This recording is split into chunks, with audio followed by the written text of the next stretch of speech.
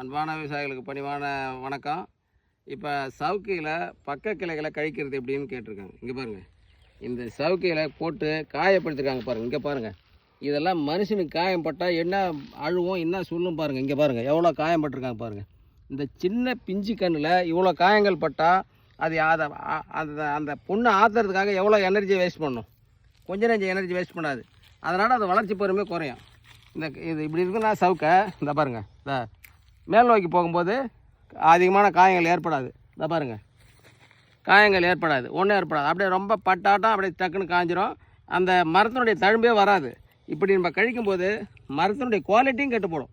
பக்கத்தில் நாளைக்கு வியாபாரி வாங்க வரவன் இந்த மரத்தில் இது இருக்குது, காயம் இருக்குது, சொடு இருக்குது, இது இருக்கும், இந்த பெரிய பெரிய சொடு ஆகிடும் இந்த இது.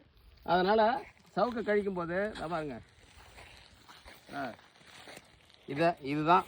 இதுதான் ரொம்ப கஷ்டம்தான் ஆகும். ஆனால் ஒரே கையாக கழிச்சு போகிறத விட அதை இப்படி கழிக்கும்போது சரியாக வந்துடும்.